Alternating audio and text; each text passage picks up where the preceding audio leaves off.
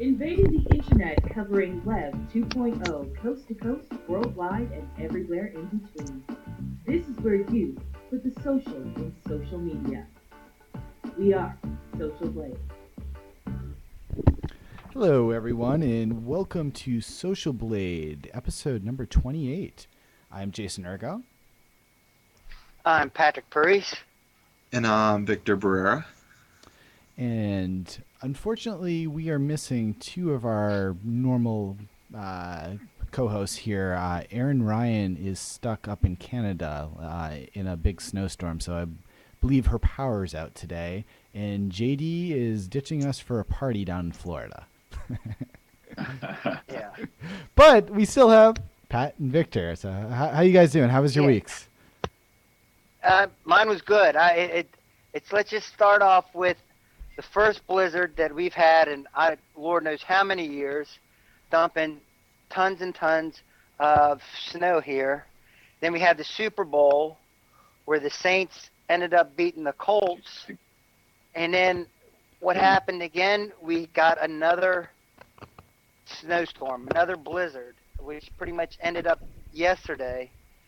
And been digging out, and finally, I guess the highlight of my week was today when I finally got to see at least one of my sons for the first time since last Friday, which has been pretty awesome. Actually, since Monday. When you don't have any of them, it seems like a lifetime. But wanted to drop this in, if I could. Everyone check this out. It's actually, today is the birthday of Social Blade. Not the show, but the actual site that everyone uses on Dig. It was 2 years ago today at 9:10 p.m. that Urgo launched and loaded the first story on Social Blade. How's that? Yeah. So, the first story was actually submitted or popped. It was by J-Ball. And yeah, 2 days J-Ball. ago. Yeah, two years ago. J-Nut. Yeah, 2 years ago. I just randomly ran into that today. I was just amazed that it's been 2 years that it's been around. So, happy birthday, Social Blade. Yeah. Happy birthday. Very nice. And might I just add, it's an everyday tool. When I was digging, I know for a fact I use that and a dig board every day. It's something you, especially when you had to make sure that you stayed under 200 digs. It's something everybody uses. I'm sure everybody still uses it today. Yeah, Very good, Virgo. Very clever to come up with something like that. Okay, I'm done. Go ahead. Yeah, we've got a lot of awesome dig users who participate with us in the show, and I know a lot of people use Social Blade not just on a daily basis, but just in general. It's nice to see that someone's keeping all the front page stats. I mean, that's every story, 24/7, constantly getting updated, and it's really interesting to see.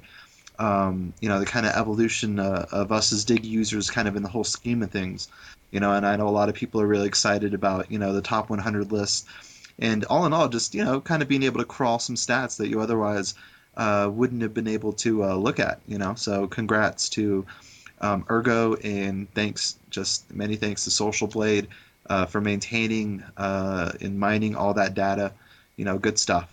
Continue to see them here in the future, for sure.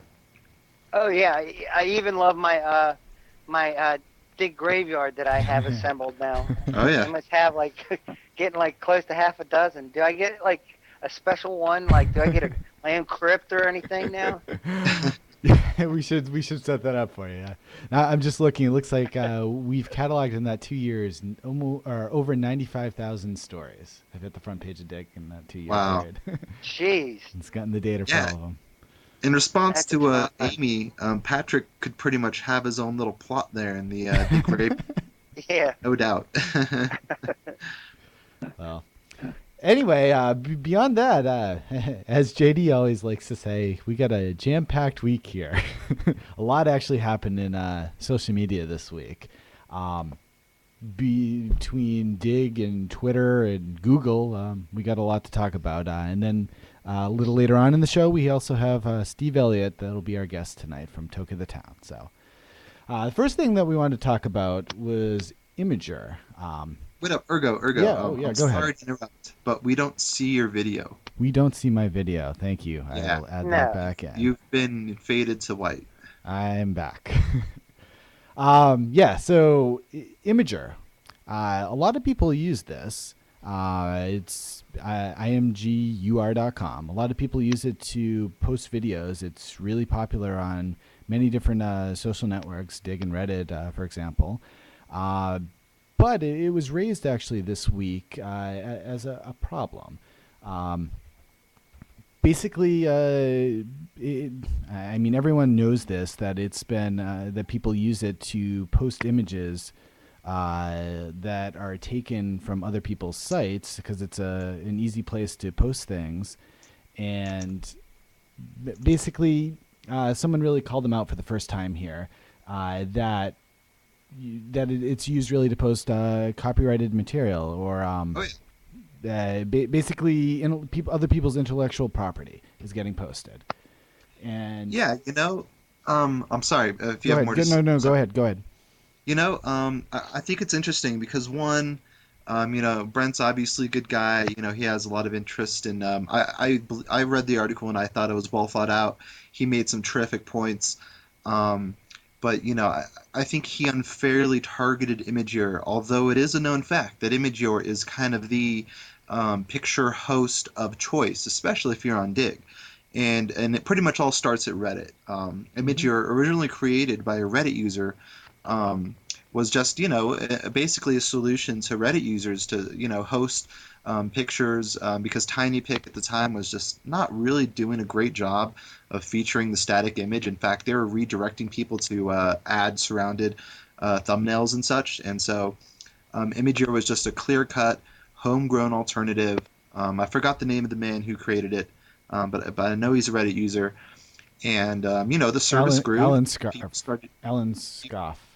Yeah, Ellen Scoff. Excuse me. Sorry about that. I should have known that. But yeah, basically, Reddit users started using Imagear, however you want to pronounce it, to host their pics and submit them to reddit.com/r/pics, which is, probably their most trafficked subreddit category outside of reddit.com. And, they end up on Dig. But what happens a lot of the time, as many people know if they read the article, is, the pictures that are frequently posted on Imagear aren't original. I mean, I've seen instances in which Imagear has, hosted pics taken by Reddit users or owned by Reddit users, but more often than not, they're pictures taken from picture blogs such as, Icon Has Cheeseburger, Fail Blog, all sorts of these kind of cheeseburger-style picture blogs are finding their content on Imagear, getting on Reddit, getting on Dig's front page. So I more than agree with Brent in that, you have to call Imagear out in the sense that the users of this service are taking advantage of basically this unlimited free bandwidth or fundamentally free to us, and utilizing them, to gain all this exposure, whether it's on Reddit or Dig. And, I am 100% against, taking someone else's content, something else that someone else has, spent their hard-earned time creating and trying to pass it off as my own or using it for some other purpose, whether it be submitting it to Reddit or Dig via Imagear. But I think it points to just the bigger problem that I think is people are frequently running into just on the web in general, which is content stealing, and it's something that's hard to curb.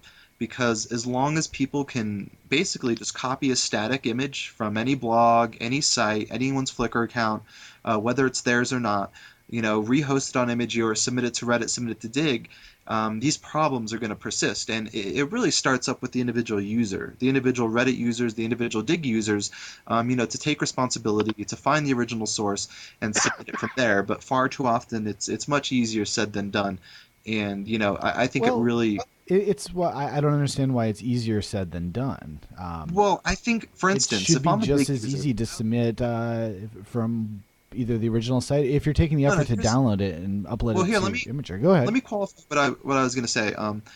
When I say easier said than done, I mean in the context of, let's say, me being a dig user, and I'm prowling reddit.com/r/pics to try to find an awesome pic that is just, going to rock the sidebar of dig. It's going to get thousands of digs, get a lot of views. If there's no credit given, let's say I prowl the Reddit comment thread and I still can't find the original source. I mean, what am I going to do? Oftentimes, Absolutely, absolutely. No, that's I agree with you it. there. That indeed would be hard, but then it's the Reddit community's fault for not posting the original one. Then it Yeah, definitely does get hard. That's actually really the entire problem of why yeah, using Imager is a bad thing, or sites like it. Like, again, Imager is not the problem. It's yeah. people using sites like that instead of posting original Users. source. No, and I totally agree with you, and I 100% sure that it is indeed the individual users who are taking advantage of image, or blatantly taking a pic from that is someone else's that is not their own, rehosting it, submitting it, and basically it's kind of like a it's snowballs. It's like the snowball effect. It starts at one point, ends up at the bottom of the mountain, and it's already this huge thing, and it's nearly impossible to find the original source if it's not watermarked, or if you're unaware of where it's from. And Brent makes some really good points. I mean, he's 100% right in a lot of what he's saying. And ultimately, it comes down to the individual users to respect copyrights, respect that this is someone else's intellectual property. But nonetheless, Yeah, I it's also actually against the terms of service even of both Dig exactly. and Reddit, as you can see on the screen here right now. Oh, totally. But the truth is, this is happening on both Reddit and Dig on a pretty much daily basis, and Absolutely. it's not going to be something that Dig can't take a step back and prevent someone from submitting an image that they basically jacked off a blog, that they rehosted an image. I mean, Dig doesn't have the technology to sort of delineate between what's what. They depend on the individual users to be aware of things and to take accountability for giving credit or for submitting from the original source, which, personally, I always try to do. But I will admit, I probably at one time or another have been guilty of taking a pic from Reddit that was not mine, that definitely wasn't linked to the original source, wasn't watermarked, but probably was connected to another blog, and submitted to Dig and got a lot of digs. And It I 100% admit that I've done that before, not maliciously, but because I was unable to, seek for the original source. And so I'm like, oh, it's on Imgur and it's on the top of Reddit pick, so I'm going to mhm. go ahead and submit to Dig. it, And, it's so simple to think about it that way. But I think, I commend everyone who really goes the lengths to find the original source and submit it that way. Because, I mean, in an ideal world, we would all do that, you know? I agree that that definitely would be the one exception again here. If it's already been submitted and you see a great picture you think you like, and you don't have a choice but to submit it, to the another site from that same link, that I'll give you an okay on, because it's not really your fault there. It comes down to the fact that whoever is submitting this for the first time, they really should not be submitting it to Imgur in the first place. And that's really the behavior that really needs to stop. Well, what about the spin you were trying to hit me up with last Hmm. night? Yeah, what Pat's talking about, images aren't the only problem. It also comes down to videos. A lot of people spend a lot of time building up a YouTube channel or whatever site they have, and making videos for that. And then sites like Break, Daily Motion, things like that, people take videos that they see are popular on these other sites and upload it to Break or whatever other site, and then submit that to Dig. So it's the same type of problem with videos. So Pat, Well, what do you have to say? I really don't see it that way because, and I'll tell you, as a former Break user and still am, surprisingly enough, I've been banned several times there as well, but not for copyright infringement.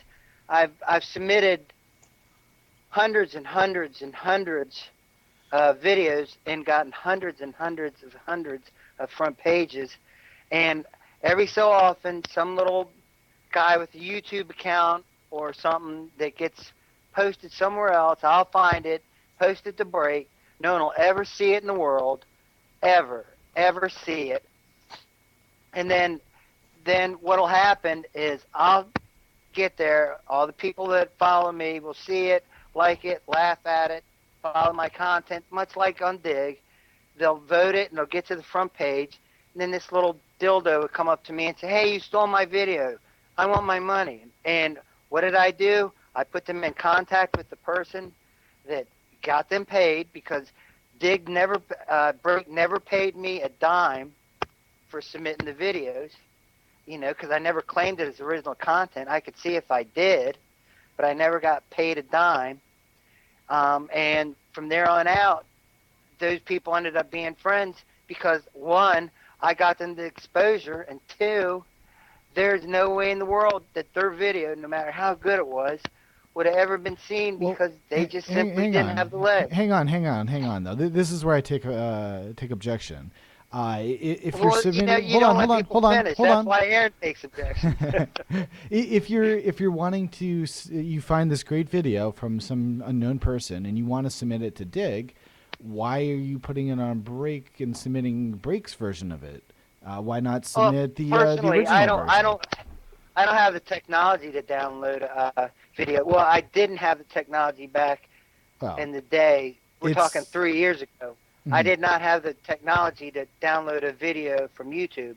I always got mine from other sites. I'm not going to press their buttons, but they're sites that Deathwish 808, who's the number one, who just happens to be the number one all-time Break user, Download Helper. I know about that now. Thanks, Kath. But back then I had no clue about that, and we would find them from other sites, but still they wouldn't get popular if it weren't for Break. These other sites I couldn't mention, but Break's on all the time now. They would know nothing of their videos. I mean, I could pull out a handful of videos that went viral because I posted them. I could find, between myself and Deathwish, I could find you 50 videos that the internet wouldn't know about if it weren't about us. But I don't know.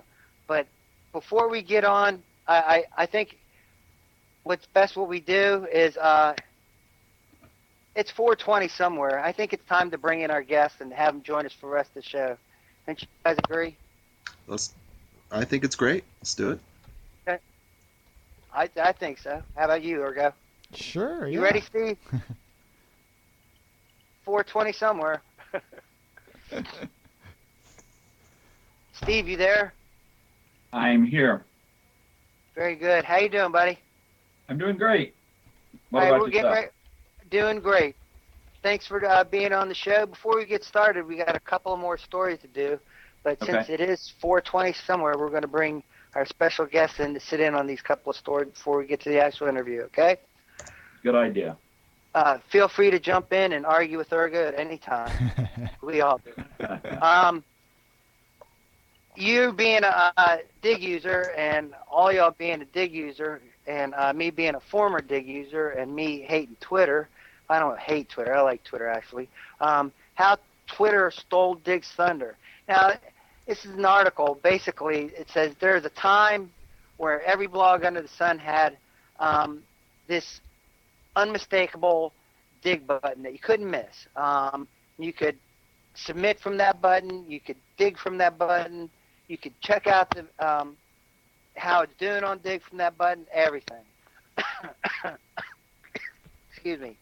But as Twitter became more popular, those buttons got replaced with the retweet buttons and from TweetMe. To me, that's not really Twitter taking over Dig or stealing Dig's thunder. I think it's something in social media. This is me. I think this is just something in social media where what Facebook copies off of MySpace and vice versa. They take the good that's working for them and makes it work for them. Reddit gets from Dig gets from Reddit. Mix, gets from the help from Twitter, and they get work from everywhere else. I mean, I don't see where this is actually stealing anybody's thunder. It's not a copyrighted idea. It's not the same exact thing. No, it's the same purpose. That's not really the point, though, exactly. It's just really that, in general, the internet is moving more towards the Twitter. People are more promoting it more and trying to share more on that than on Dig. Is what Well, they were why is trying to that? say. I mean, if you really think about it, I think it's because people really like the idea of being kept up to date, like up to the minute with news and info. And Twitter's platform just is much better for facilitating the movement of info in real time. The 140 character limit, very easy to come by multiple status updates within a very short period of time. Whereas on Dig, I mean, their system is, you got to have a title, you got to have a description, and it feels a little more analog. That the info doesn't move as quickly, especially given that the recommendation in upcoming systems, given the way that they work. Whereas Twitter, it's their streams, they're constantly moving. Twitter, it's you could see a story that was submitted a few hours ago on some sort of recommended timeline. Like for instance, the first page of Dig's recommended stories is roughly, usually give or take during peak hours, about an hour's worth of info. Whereas, if you're following any reasonable amount of people on Twitter, an hour's worth of info is gonna take up a lot more updates, a lot more pieces of info, a lot more links. That's repetition notwithstanding. They're just two totally different spheres in the context of the way that the info actually travels. So it totally makes sense that people like Twitter because they feel a little more on top of it. They feel a little more at the helm of the info content based experience. It just moves much quicker, a lot more streamlined. Well, I guess depending on how you use it. But ultimately, people like to be at the kind of edge, the cusp of the wave of the movement of information, and Twitter truly allows that. Whereas on Dig, you could go to their front page now, and even if there was a piece of breaking news, you have to ask yourself, how old is it? I probably saw that on Twitter 5 hours ago. And I think people are really trying to ride that wave of Twitter for sure. Very well put. I'm right here. What do you want me to? I mean, I agree. I mean, to me, I mean, I said my piece on it. To me, it's not really stealing their thunder. Yeah, and that's the thing. It's Dig. At least not yet. They haven't really positioned themselves as a place for real-time movement of information.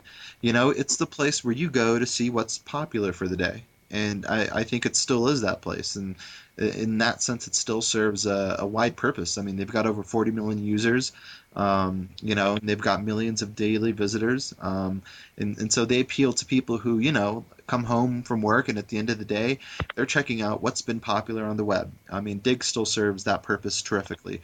But if you Yes. want up to the minute info, you want to be kept in the know on what's really happening in terms of breaking news and such. I mean, Dig may not be the best place for you, and that's just it's just two different sort of philosophies in terms of how the web functions. And Actually, the first place I found out about Bill Clinton being admitted into the hospital was on Dig.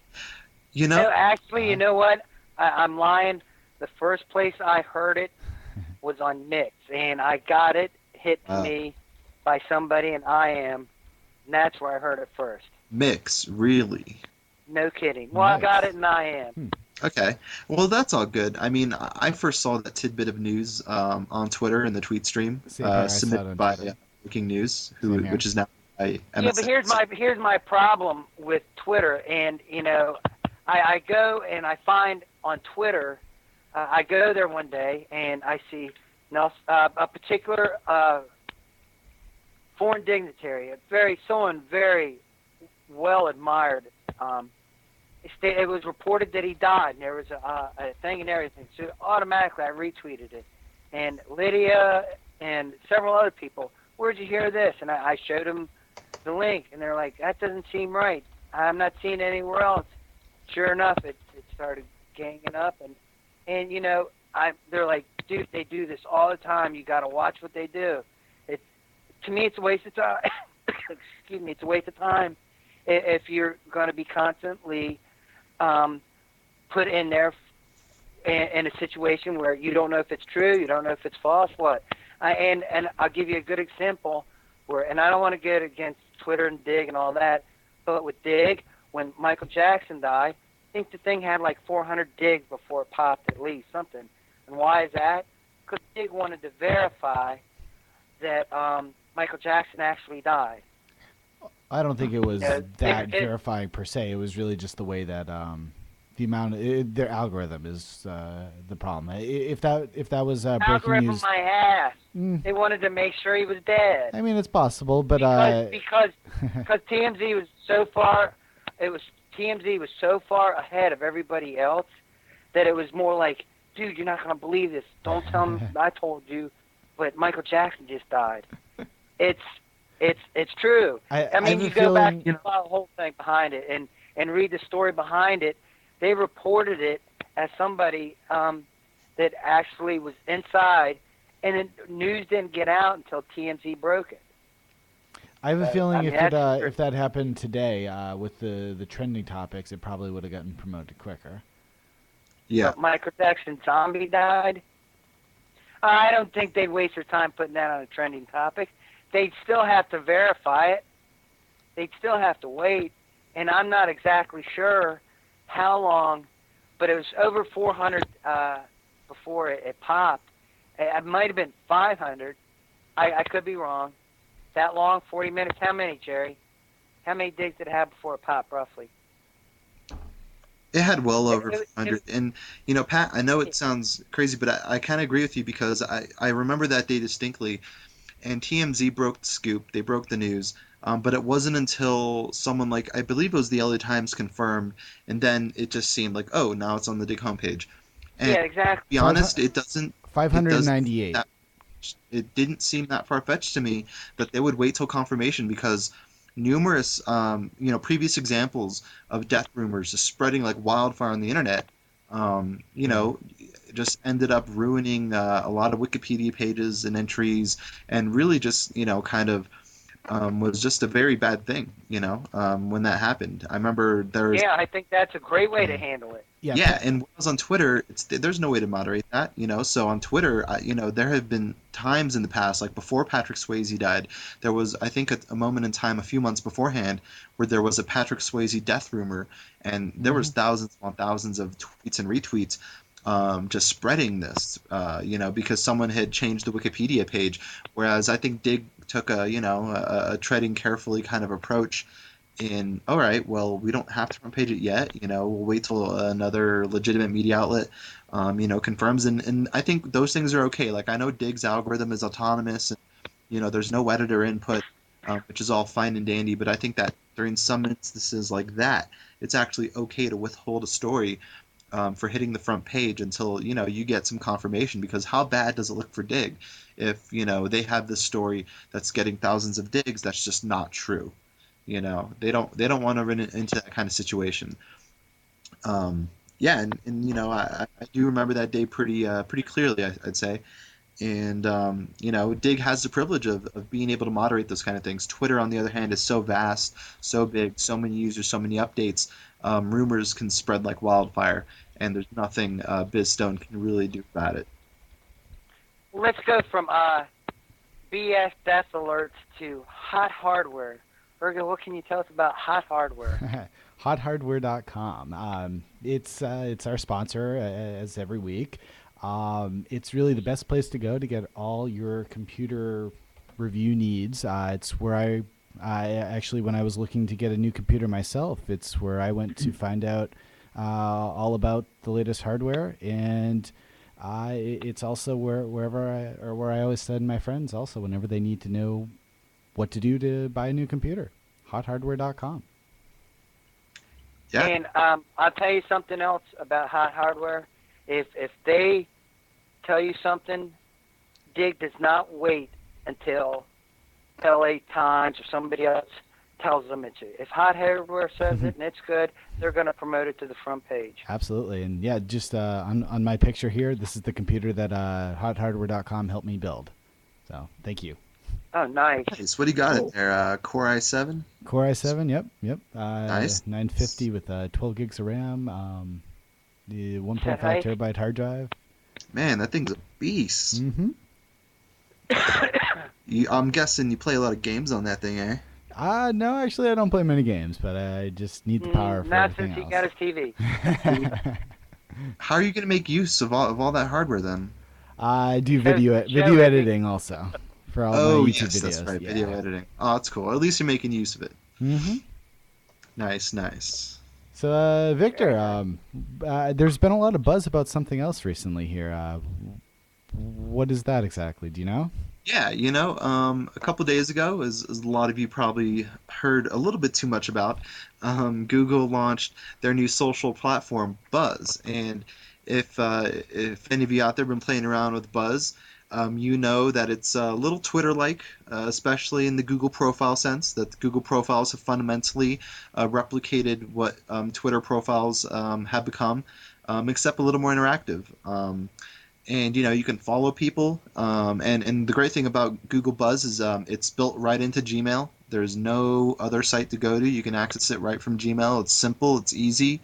And I've been talking to a lot of my tech journalist friends, and the consensus is it's kind of like Google Wave, but a lot easier to use, a lot simpler, and less complex. And I've heard some reviews about it saying, "Oh, this is going to be a game changer. Once they really, get the ball rolling on Facebook integration, this is going to be a real Twitter competitor." But I've also heard otherwise that, oh no, this is yet another social platform that I got to pay attention to, that I got to use, that I got to update. Um, but truth be told, I actually think Google Buzz definitely has kind of already started to solidify its space within the social web for a few reasons. One, just the sheer multitude of people who have Google accounts, whether it's Gmail, you name it. There's just far too many people who are logging onto their Google accounts just on a daily basis. And so this is a great way for Google to go ahead and introduce their networking platform where people already have accounts. You don't need to sign up. If you have a Gmail, you just, log on to Google Buzz and start updating it. And it's very reminiscent of Twitter, except without the character limit.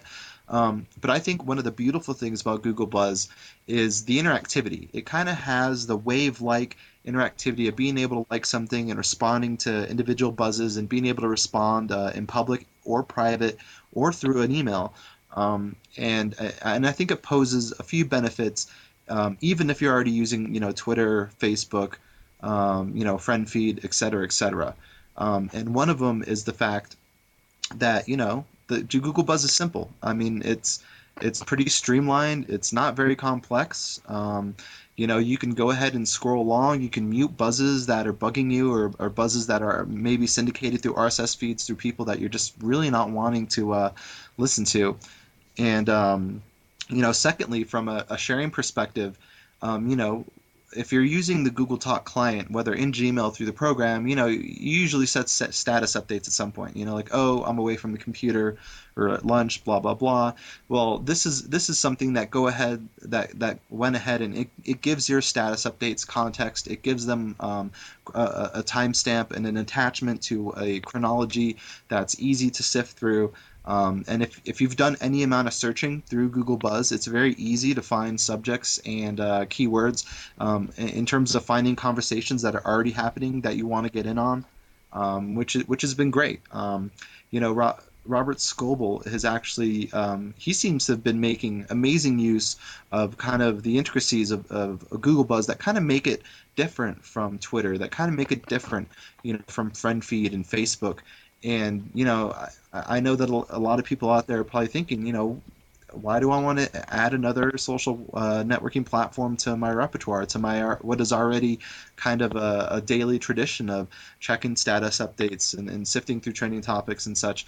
Well, here's why. It's because Google Buzz, I mean, once it starts integrating with Facebook, once it starts integrating with pretty much everything we do on the social web, whether it's your Google Reader, you're sharing documents, you're sharing items, I mean, this could be a premier platform for people to stand on and share stuff with people, share with the world. Um, so I highly recommend people just logging on with their Gmail and playing around with it. And I'm actually really interested in what you guys have to think about it if you guys have been playing with it a bit. Well, Oh, go ahead, Pat. now you go first. I was gonna say, I mean, as you can see here, I have been playing around with it a little bit. personally, for me, other than just playing around with it as a new toy here, I'm probably not going to be using it. I do prefer Twitter, but I don't know. I think it's a cool step. I just don't know if the world really needs another uh, messaging interface like this. Hmm. Yeah, and I totally understand that sentiment.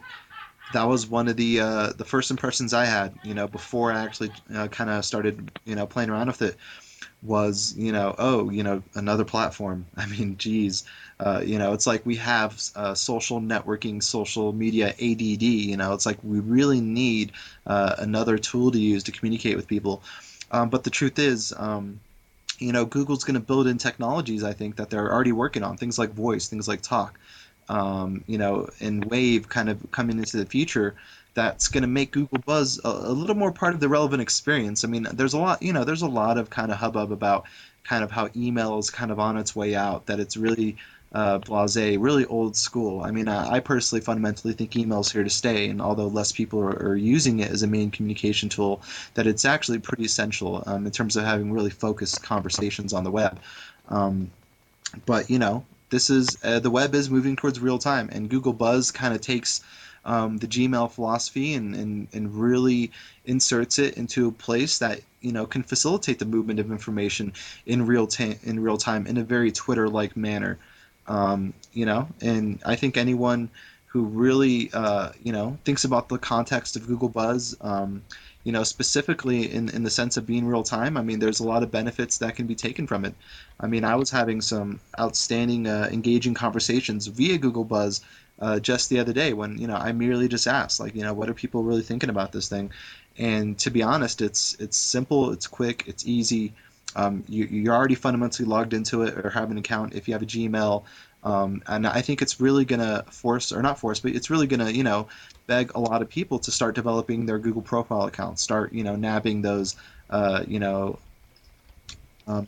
name, their domains on Google, their vanity URLs, and start making, the real-time web part of your experience. Because, for instance, I mean, anyone who hasn't already jumped on Twitter that has a Gmail has probably heard about Buzz, may have even logged on and checked it out. And so, there's actually quite a bit of market share that Buzz can actually attain, now and in the near future. Because, for as popular as Twitter is, not everybody has started a Twitter account. Not everybody is on it. And for those folks who are sticking to email, this could be a suitable kind of, I don't know, quasi middle ground here, in terms of really jumping into the real time web. All right, so to sum it up, Google Buzz is like Google Wave, but without the invite and a lot easier, correct? Extremely simple compared to Google Wave. Because the thing about Google Wave is because of the open-ended development of the extensions and such, it can get really bogged down really fast with people putting gadgets and all sorts of other things, which was fun for the first minute. But there's a reason not everyone's using Google Wave right now. In fact, I don't really even know many people who are even using Google Wave anymore. And these were the same people that were clamoring for invites for Google Wave when that stuff was kind of buzzing around, And so I think it comes to show that this is Google's kind of, I think, one of their final forays into the social web, because if Buzz isn't successful, I don't know which of their social platforms other than Orkut in other countries is going to be successful, unfortunately. Well, that's cool. That's very informative. It sounds like something we could actually discuss for hours on end, as are most of the subjects that we pick up, and unfortunately, we just got to cut many of the conversation short. But one thing that we wanted to get to make sure we have plenty of time is to talk to our guest, owl poet, Steve Elliot. And before we bring him on, we're bringing him on. We want you to know that this show is also educational as well as fun, and we like helping people and teaching people. And this is one of the ways that we thought that we could do it and maybe open some people's eyes into the world of medicinal marijuana.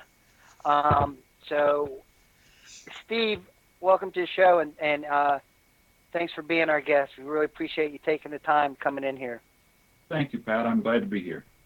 I know Victor and I have told you that we're big fans of yours and have been big fans of yours. for the longest time. I see Mozilla, Susan, she's got something she wants to say. I know other people do as well. You got a huge fan base. A lot of people are here now. Look, Steve, Death Wish has even popped a zit for you. I guess in honor of you being on the show. That's awfully nice of them. Just real quick, how and why did you get into social media, and which avenue did you travel? Obviously it wasn't Google Buzz. Was it Twitter or somewhere else? You want to tell us a little bit about that?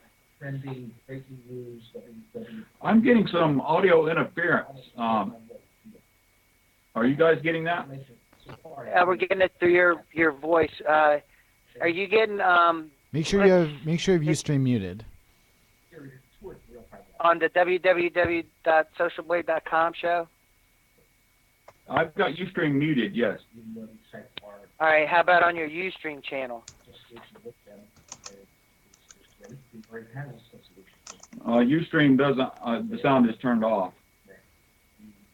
Okay. How many computers are you running off of?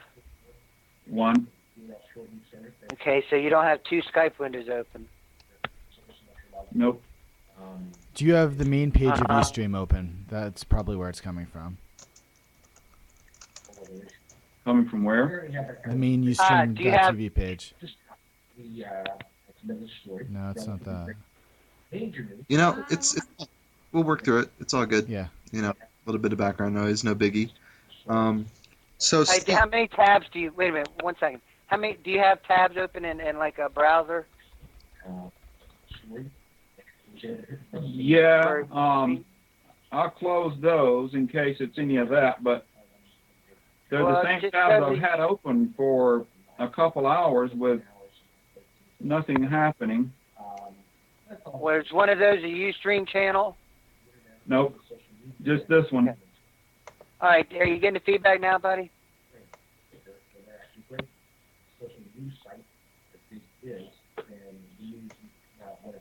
I hear someone talking It's about JD. Dig. It's JD talking. Just close the Social Blade window. Yeah, It'll go away for now. Yeah. Interesting. Well, no worries. I think we can work through this. I mean, it's not all that loud. I think JD's video will be done pretty soon here also. So let's just keep talking. It'll go away. All right, cool deal.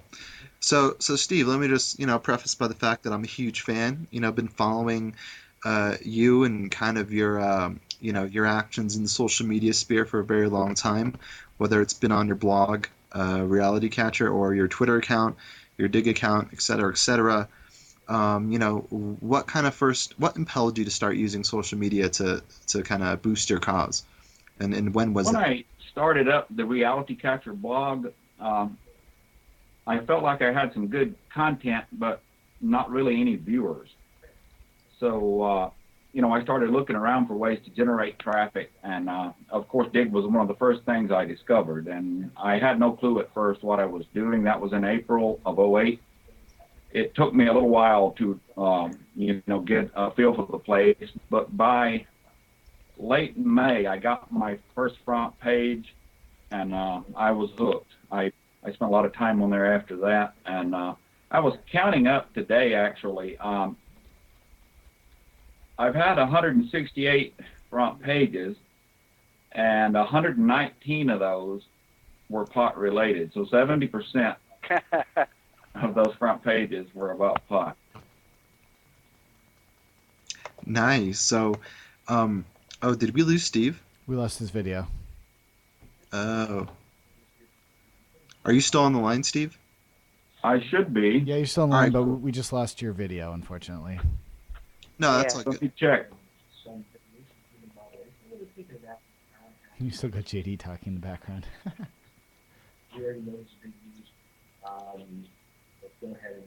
Wait, so Okay, I had to hit the start broadcast button again. Okay. For some reason, I got you back. Okay. You're back online here with us.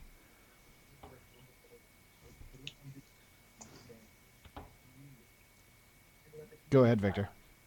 Oh yeah, I was gonna say. So Steve, so you started your blog, and so you kind of jumped into the dig world as kind of a way uh, to get some more traffic, get some more readers, and so that's how it kind of all started, huh? And you just kind of. It is.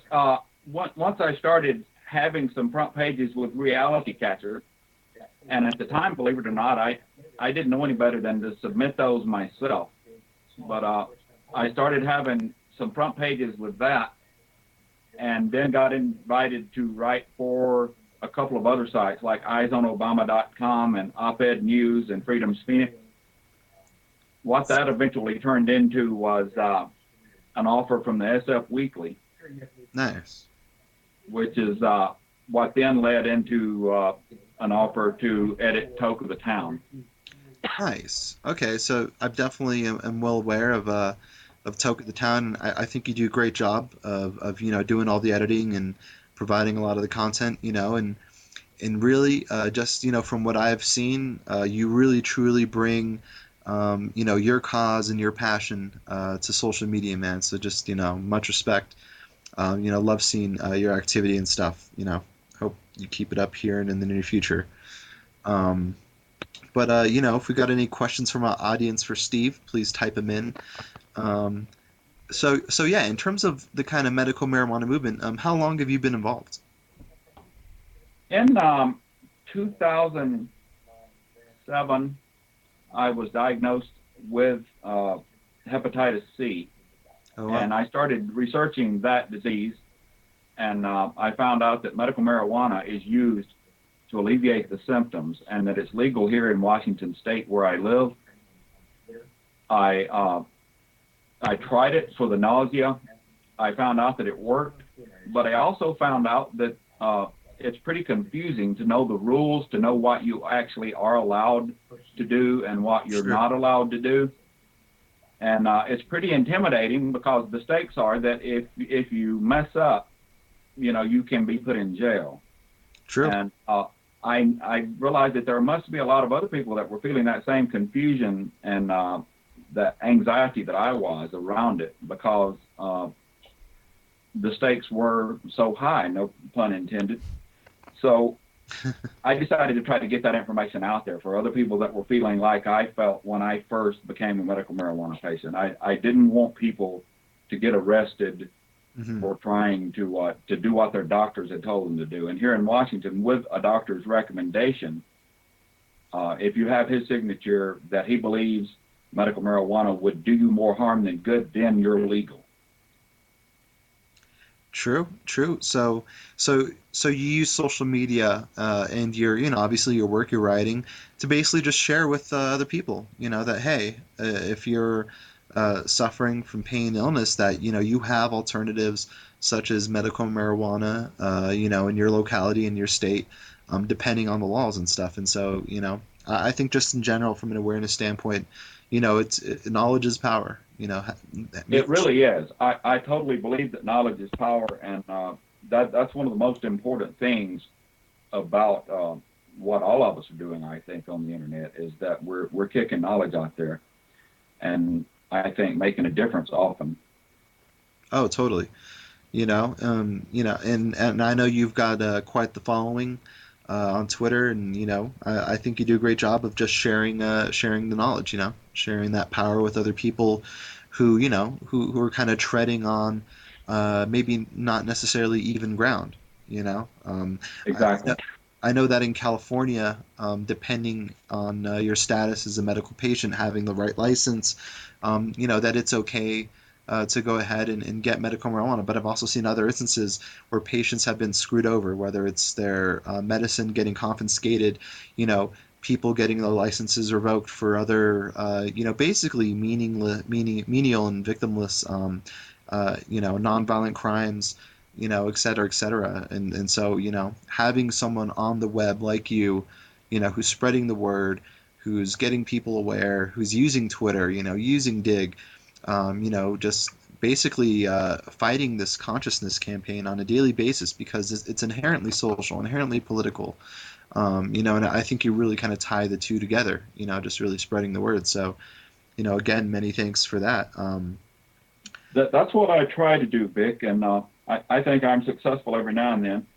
Uh, the important thing to remember is that even though 14 states have legalized medical marijuana with a doctor's recommendation, that sometimes local attitudes, especially on the part of law enforcement, haven't changed as much as the laws have. So you can have a situation where law enforcement is looking for a way around the medical marijuana law in some cases. And like you said, you've seen happen in California, I've seen the same thing in Washington, where patients have gotten a raw deal.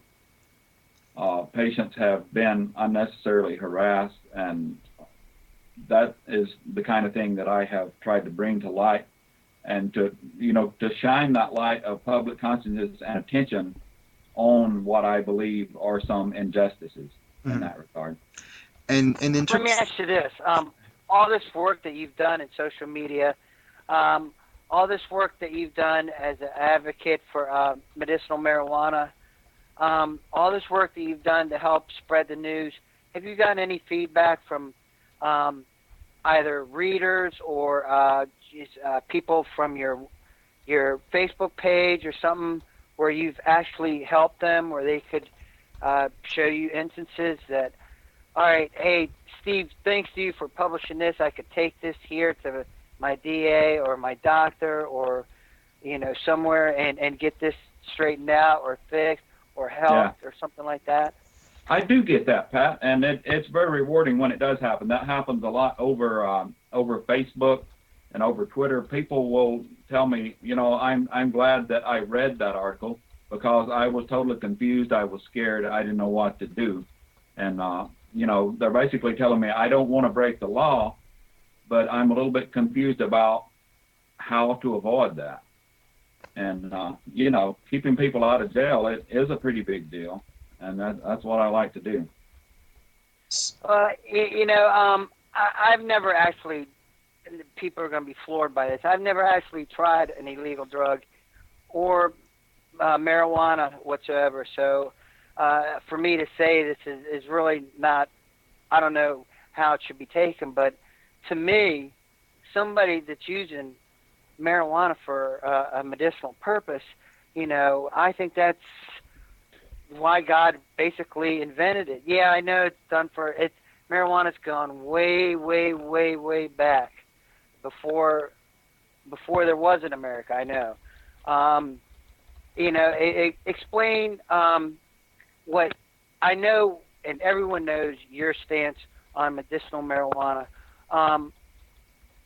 Tell me what everyone comes back. There's got to be negative feedback. I was on your Facebook page today, and I noticed where some woman just berated you for, I think it's because she didn't like the smell of it, okay?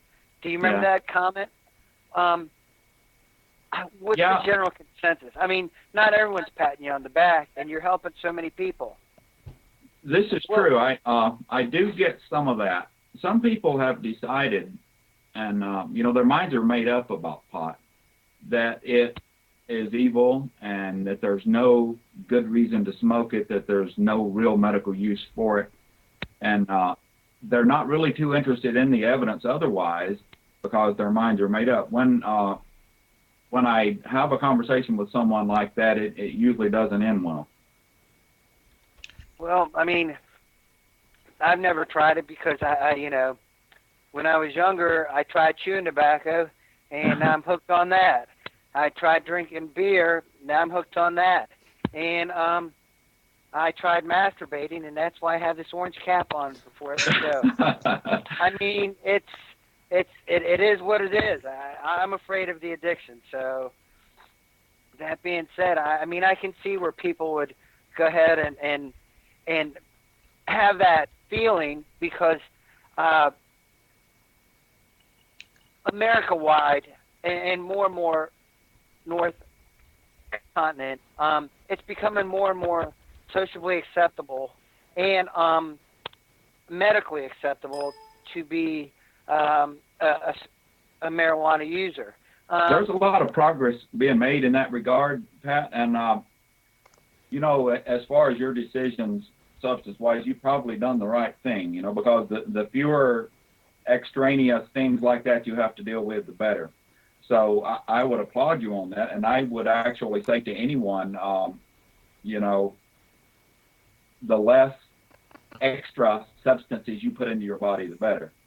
However, having said that, I'm a realist enough to realize that people are going to do what they're going to do, medically or otherwise, and that there are a lot of people who like to smoke pot recreationally. Do I believe that they should be put in jail for that? No, I don't. And there is a whole bunch of reasons that I have that particular belief. One of them is just the selfish idea that patients are safer when pot isn't illegal for anybody, because there are all these loopholes that you can still get busted. As long as pot is illegal for most of the population, patients can still be harassed. And it's not until that it's legal for all adults that patients can finally relax and devote all their energies to healing, or to at least to being as comfortable as possible during the time they have left. Well, you know, a quick thing about about marijuana: you can't swing a dead cat without hitting somebody who's tried marijuana. Just about everybody that you know has tried marijuana. I would venture to say 90% of the people above the age of 18 that I run into on a daily basis has tried marijuana. Yet, and I can't quote the article. I looked for it for a couple of days. It was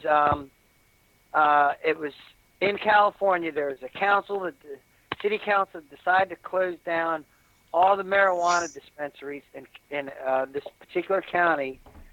Maybe you can help me with that, Steve or Victor. I know y'all are in that area. Not you, Steve. Maybe Victor could, but and they all admitted to smoking marijuana, which kind of floors me. I mean, what would it's okay for me to smoke it, but it's not okay for people to sell that and paraphernalia to help the people that are on? I think the loophole that people go through a lot of times on that is that they say, yeah, I tried it back in college, or, you know, I tried it when I was a young man, and then I grew up and stopped. And that's completely valid in and of itself. But that's the way those particular city council members framed it, and that's how they got away with it. If it's the same one I'm thinking about, it was when LA City Council was instituting their new pot regulations that are going to close down about 500 dispensaries. That I think just about all of them admitted they had smoked before, but it was that, you know, special circumstance of I was in college. And well, let me ask you this. If I was in college and I screwed a dead body, that would still today make me, what's that, a necrophiliac, right? If I had sex with it, it doesn't matter what a rack looked like. I still had sex with the dead body. I'm a necrophiliac, correct? Pretty much. They're a marijuana user, correct? I agree with that. I do think, though, that politicians manage to kind of slither out of it that way by saying, oh, okay, I was crazy when I was younger. Well, I was. So, Pat, you know, I've noticed that through the stream on the chat, we've gotten some questions from the audience, and I think Cass Anderson had a good one. You know, what do you think social media's impact has kind of had on the medical marijuana movement, both in a positive sense and a negative sense, you know, in terms of giving people like you know, who are obviously pro medicinal usage, you know, a good platform and a good leverage for the voice, and, you know, people who may not agree, and giving them, you know, the ability to kind of counteract that? I think the positive impact has been that you can get the good information out there for people who need it. And as far as the negative, it's just a double-edged sword of information. Misinformation can be disseminated as easily as information. And unfortunately, some of the worst misinformation is coming from the federal government and when it comes to marijuana. You can go on the DEA website or the ONDCP website, which is the Office of National Drug Control Policy, and you can read stuff that was outdated and disproved 20, 30, sometimes 40 years ago. It's still right there as if it were the latest research. That is kind of puzzling to me when they're using taxpayer money to put misinformation on government websites, but I'm sure there are political reasons that they believe it's smarter to do that than to tell the truth. True, true. And another good question that I think is just more in the context of medicinal marijuana that I saw was, what do I think one of the biggest arguments that at least I run into when I talk to people about the medical movement is that everybody is just using it as kind of a shield, that they really want to use it recreationally and they're not really using it for legitimate medical purposes. What do you think about that? I know that a lot of people like pot, and I know that a lot of people find it fun to use. I would be a liar if I denied those things. But for me, if we, as far as exploiting the medical marijuana laws goes, if we let three guys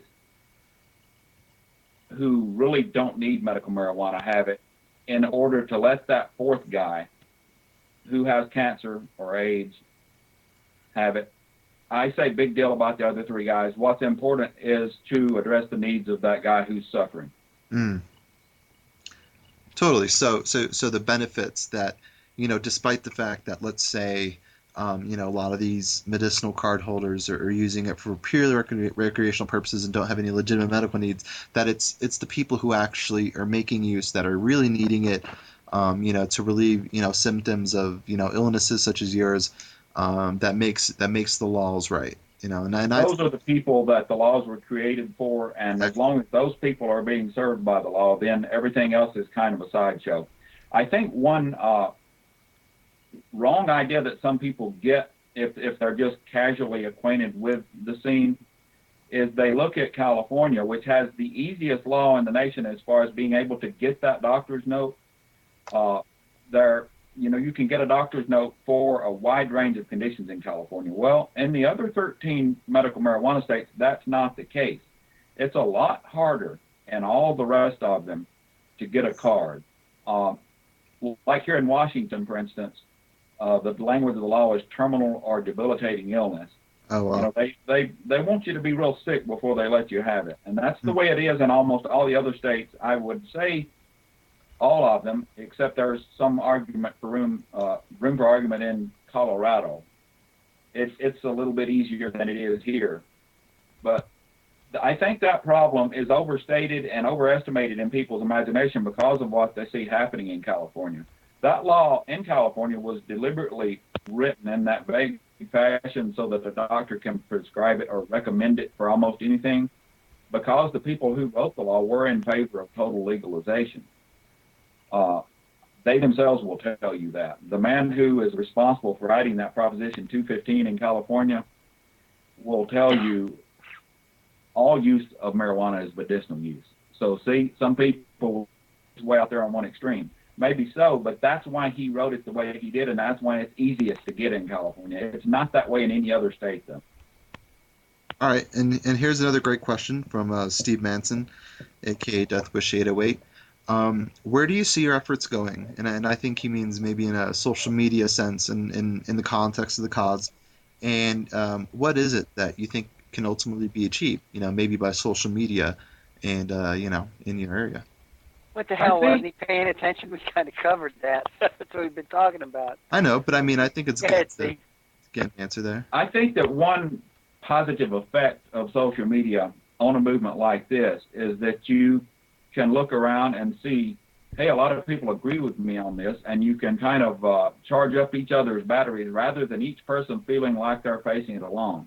I think if people realize that there's this kind of enthusiasm for a cause, that it keeps them from giving up, it keeps them from getting discouraged, and it keeps them from saying, look, this system is so screwed that I'm never going to fix it. I feel that way sometimes, but only for a few minutes at the time, and then I get back to working. Cool. And here's another one. by Jerry Elder. Did you use marijuana before you used it for medical reasons? I did back. I grew up in the '70s, and half of my graduating class, we were divided right down the middle. Half smoked pot. I was in the pot half. So yeah, I smoked pot recreationally, and I had kind of gotten out of the habit of doing that in my 40s, but then I got sick and found out about medical marijuana and started back. So let me ask you this as a question, Steve. Let's say that they decide to make marijuana, and like Momzilla54 mentioned, let's say that they do make marijuana legal, totally legal. Doesn't matter Right. if you need it for medicinal purposes or recreational. They taxed it, and there's good revenue and new books in the schools and everything else. Where does it stop from there? What's next where people are going to start saying that, well, now we need to, cocaine's a bad word, but another recreational drug that'll be helpful for the health. I mean, do you see something like that possibly being one of the reasons, one of the setbacks holding why they're not using, why they're not legalizing marijuana at this point? I think that's one of the reasons. That's an excellent question, by the way, Pat, and a valid question. I'm glad you asked it. I think that is indeed one of the reasons why that marijuana is not legal yet, because they have been thinking, okay, it's a slippery slope, and if we let this one through, that then we got all the rest to deal with. But then again, I think the public is a little bit smarter sometimes than we give them credit for. Right now, the latest national opinion polling that I've seen on the subject shows about 70% support for legalizing medical marijuana in the United States. Which, by the way, actually, closest... we just did an instant poll in the channel here also, and it was 91% of our viewers. Nice, Urgo. Good job. Yeah, 91% of our viewers say it should be legal and already is, or is not at the moment and should be. I'm not surprised by that. 9% say that it should not be. I'm not surprised by that, because especially among the 20 to 39, you're going to have even higher levels of support. So that's a good point. Now, to complete that thought, Pat, about the other drugs, what are we going to legalize next is what people ask sometimes, of course, and that is a valid concern. But when you look at the numbers for marijuana, about 70% support, and that's all age groups. And then, as Urgo pointed out, when you poll a younger crowd like the YouTube poll, you're going to get even higher numbers of support. The next drug down the list, you can check on the levels of support for legalizing anything else, whether it's ecstasy, cocaine, methamphetamine, heroin. They're all below 5%. People don't want those. People know other people who have tried pot. People, they won't be misled. I think the American public is smart enough to tell the difference between, say, someone who occasionally smokes a joint and someone who is on hard drugs. That's why you have 70% support for pot legalization and 5% support for cocaine. Yeah, I can see that. Urgo, do you have any questions, buddy? No, I'm good here. I got one. Steve, how would you judge the kind of major organizations like Normal and their usage of technology, like, on the web, like social media, Twitter, stuff like that? How would you grade them in that sense? I think that in many cases they were a little slow in getting started, but I think they all get it now. Normal, especially, since you mentioned them, they seem to totally get the online thing and the social media thing now. And actually, about a year and a half ago, I got a really nice note from Alan St. Pierre, the executive director of Normal, because he had noticed some dig submissions from Normal's site that had gone front page, and he thanked me for that. So they've noticed what a difference it can make. They realize now the power of social media, and I think they're only going to get better and better. Cool. Now, I don't know too much about in terms of if they have official people working on their behalfs, in the social media sphere. Do you know if they do? If they have people that they hire to basically spread the word, kind of like you do on things like Twitter and Dig? I think that so far, uh, that position is kind of folded into the PR positions. I think they haven't evolved yet to the point where they've hired that online presence person. I think they're going to do that, and I may just be behind in my information. I don't know of them doing that yet, but I think it's inevitable. But right now, I think their PR people are the ones handling the online stuff. Oh, real quick, I want to answer something here. Amy Vernon, let me get back. Amy Vernon, Xanax, I believe, is the most dangerous drug. I have a total non-addictive personality somehow, but I think I could totally get hooked on that. And then down a little lower, ankle snap at Amy. Shouldn't that logic make Viagra the most addictive? Now, I'm going to have to side with ankle snap there because I was taking that for a while, and I thought I had metacarpal tunnel syndrome in my right hand. I quit, and I could move it just fine. I don't know what the story is there, but I think the reason behind that is what it's why I don't do it. So, I mean, What is that now? What? Well, she was talking about how she could get addicted to Xanax, and it'd be easy to do. And Ankle Snap said that wouldn't that be the same reason not to get addicted to Viagra? And I have to agree with them because it's, I used to take Viagra, and my hand used to cramp up to the point where I thought I had carpal tunnel syndrome. It was stiff as a board, and then I stopped taking it, and it went away, and I think that's the reason why. Well, that Viagra comes with a warning tag. Yeah. So, all right. Steve, you've really been a great guest. Is there any more questions from Victor? Urgo? Anybody? I saw one from Kate down in the chat box. She asked about ASA, and I think Americans for Safe Access does a lot of great work on behalf of patients. I know some wonderful people in ASA. I know that they've been powerful and dependable advocates on the part of patients. And ASA is good people. All right, cool. We're gonna move on.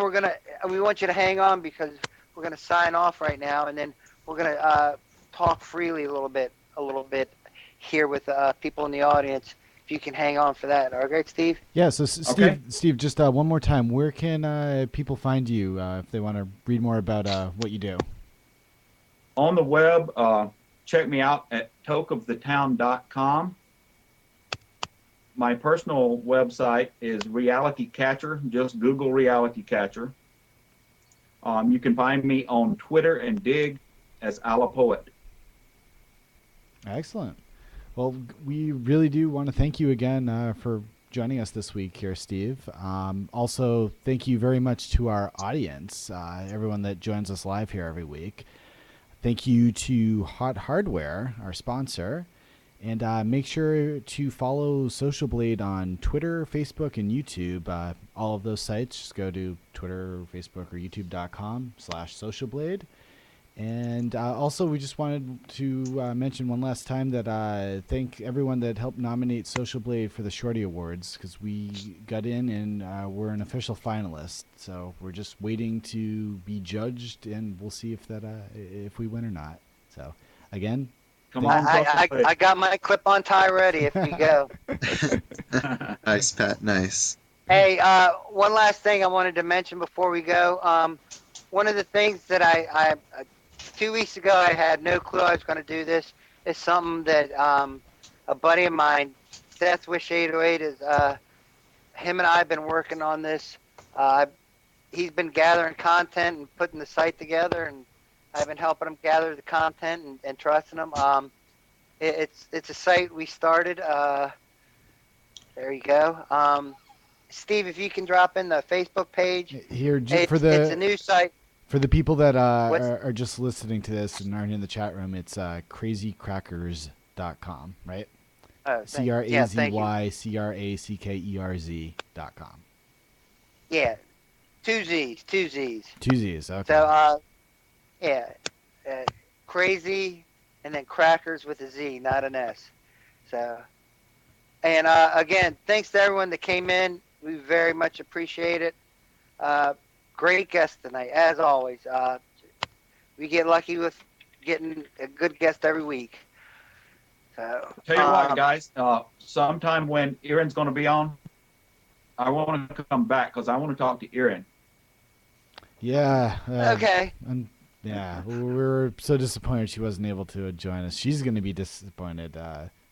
No, she really is. She's Yeah. going to be hard. I know JD is. JD I'm a big Aaron fan. She's better looking than you guys. Yeah, she is. We agree. She is. We agree. She is. All right. Well, Yeah, Linda, she's fine. She just broke her foot. She's okay. She'll be Oh fine. no. She just got the cast, and she'll be good. So yeah. So, Everyone, come back and join us again next week, or go to socialblade.com/show and watch any of our previous episodes. Next week we'll be on again at 10 p.m. Eastern, 7 p.m. Pacific on Thursday. So again, thank you, and we are Social Blade.